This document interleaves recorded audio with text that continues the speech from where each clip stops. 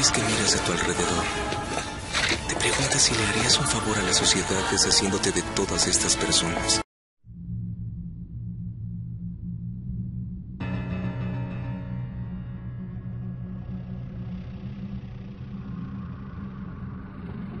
La historia de Edward es una de las más tristes y enigmáticas de la medicina moderna. Edward nació en algún lugar de Inglaterra en el siglo XIX y se cuenta que su familia era una de las más ricas de la región.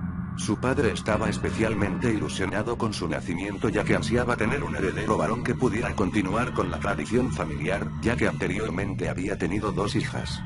Pero la suerte no estuvo de parte de la familia, ya que a pesar de que Edward era un niño, tal y como siempre habían soñado, había algo insólito y escalofriante en el recién nacido. En su nuca podía apreciarse una segunda cara de menor tamaño y distintos rasgos a la original.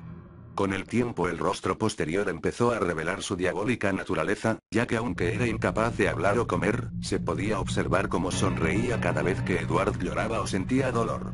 Además, seguía con los ojos a las personas que pasaban por detrás de Edward y movía los labios como si estuviera hablando, aunque no emitía ningún sonido o al menos ninguno que pudiera escuchar otra persona que no fuera Edward.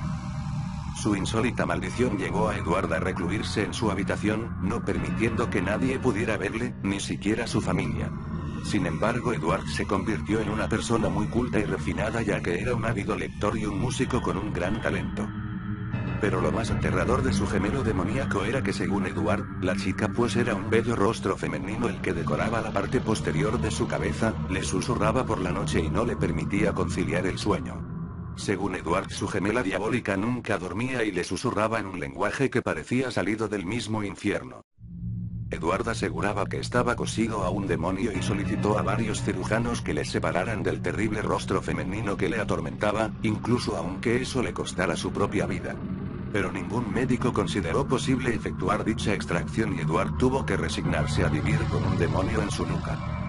Hasta que un día, su sufrimiento fue tan grande, que aprovechando el descuido de las personas que estaban a su cargo consiguió un veneno que le sirvió para acabar con su vida cuando tan solo tenía 23 años.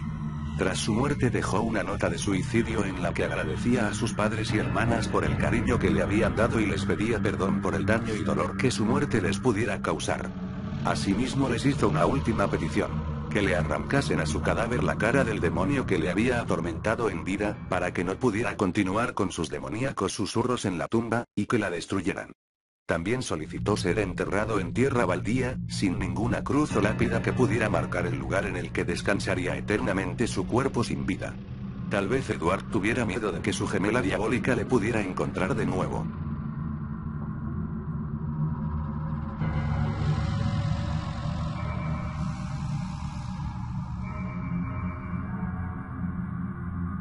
Recuerdo el verano del año pasado, tal vez nunca lo borre de mi memoria, pues fue lo que me dejó postrado en esta cama del hospital. Muchos de los doctores que me analizaron me dijeron loco, sin creer en lo que les contaba, mas sin embargo yo sé que todo fue real, yo sé que todo sucedió realmente y que yo no maté a nadie. Fue un miércoles en la noche, bien recuerdo que estaba con un amigo en mi habitación y estábamos viendo vídeos de miedo, el vídeo de la morsa para ser exacto. De pronto se detuvo el vídeo y tocaron el timbre de mi casa. Nos asustamos porque pasó todo en el mismo instante. Fernando, mi amigo, me dijo: atiende la puerta. Pero como estábamos solos me dio miedo y le dije: acompáñame, ven conmigo. En ese momento nos dirigimos a la puerta y la abrí. Estaba una anciana, nunca la había visto por mi colonia.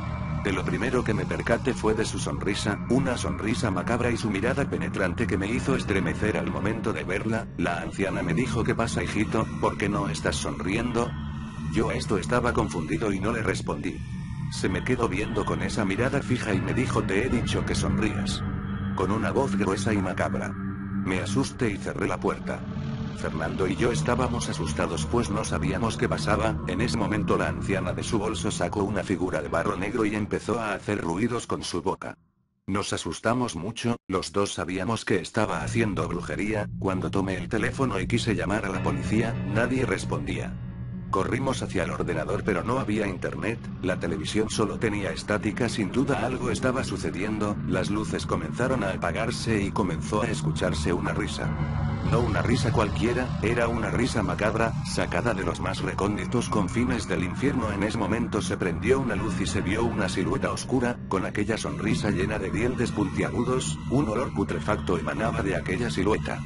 Se apagó la luz, se escucharon pasos, 4 para ser exacto, cada vez estaba más cerca de nosotros, aquel olor era más fuerte, Fernando comenzó a vomitar sangre y yo, asustado y paranoico al no saber qué pasaba, corrí de ahí hacia la cocina. Fue uno de los peores errores que pude haber cometido. Todo se calmó, no había ruido alguno, fue un sonido de tranquilidad. Pensé que todo había terminado ya, pero de pronto escuché a Fernando gritar: ayuda, un demonio está aquí.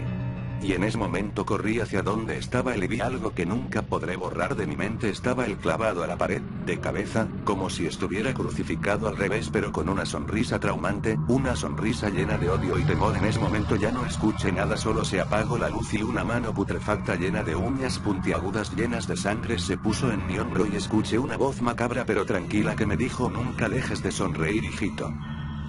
Me desmayé y abrí los ojos. Estaba en el hospital con un policía al lado, acusándome de matar a mi amigo Fernando. Nadie me cree, solo sé que es verdad. Ahora, mientras lees esto, el demonio espera en cualquier lugar de oscuro de tu habitación con una sonrisa plasmada. Nunca te olvides de sonreír.